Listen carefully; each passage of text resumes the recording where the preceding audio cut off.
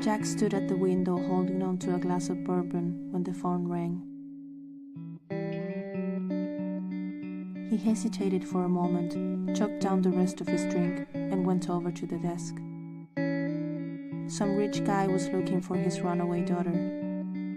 The money was good, and Jack sure as hell didn't have the luxury of being picky these days.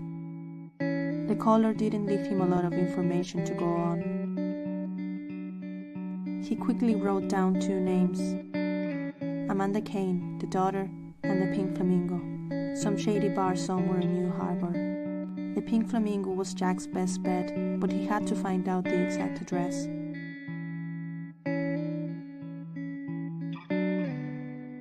Jack took the phone book from the shelf. The Pink Flamingo was down in East Village. Definitely not the right neighborhood for a young girl, he thought. It was time to give this classy joint a visit. Jack opened the drawer and picked up his gun. His old companion felt heavier than usual. He pulled the slide back and let it snap back into place.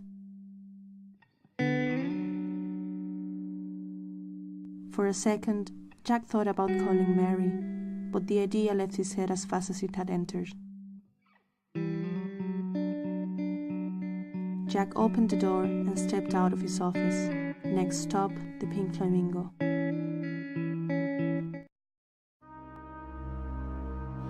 The streets were quiet. Maybe it was the calm before the storm. Jack was soon to find out.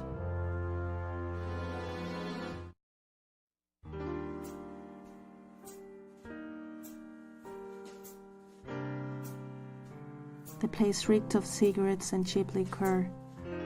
Not a place for pink flamingos. Maybe the owner was a bird lover, Jack thought.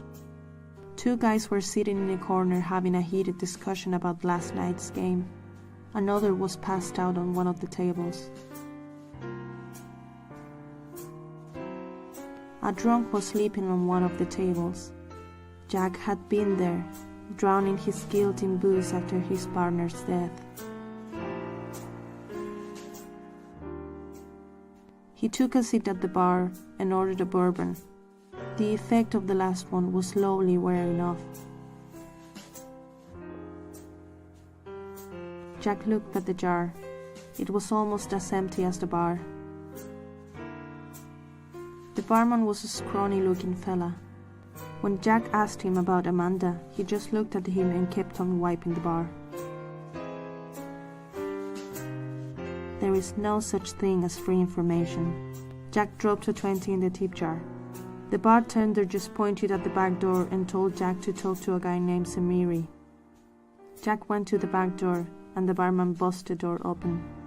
It was never a good sign having to leave a bar through the back door.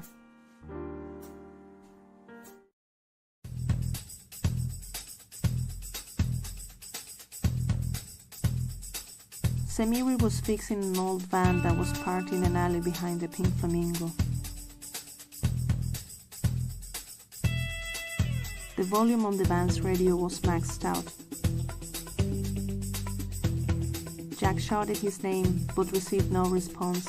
Samiri couldn't hear him over the loud music that was coming from the van's radio.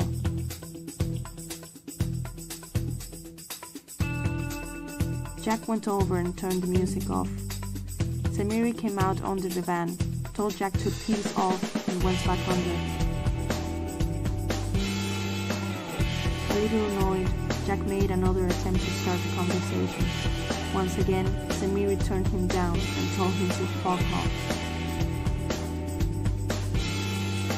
Jack was tired of playing games. He kicked the van as hard as he could. The jacklifter holding up the van almost jumped out of place. He now had Samiri's full attention. He came out under the van, this time with a pipe in his hand. He was screaming something about drugs and a payment for a guy named Prentice. Jack raised his gun and asked Samiri to be so kind as to put the pipe down. He made clear that he wasn't there because of Mr. Prentice. After a, for the most part, polite conversation, Jack had all the information he needed. People become really chatty as soon as someone holds a gun to their face, Jack was done there and went back to his car. Amanda and her boyfriend Trevor were on the run from her father. They had cleared out one of his accounts and had taken off. Jack now had the address of the Lovebirds' hideout, a cabin outside the city. He knew the area quite well. He and Mary went down to Lake Monte a lot before they divorced.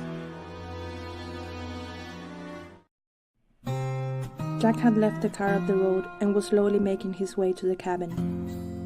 The moon was much brighter than in the city, he thought.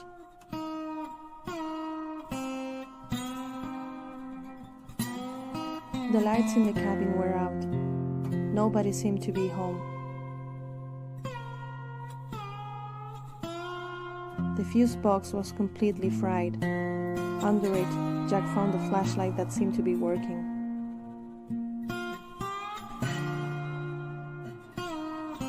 The place was a mess. Chairs and the cabin door were lying scattered around in front of the cabin.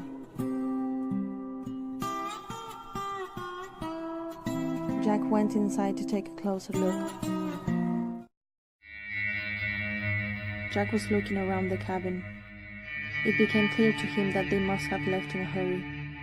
Maybe Samiri had tipped them off.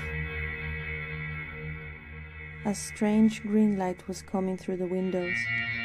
Most of the furniture started to float in mid-air. Jack reached for his gun and ran outside. Jack couldn't hear a sound.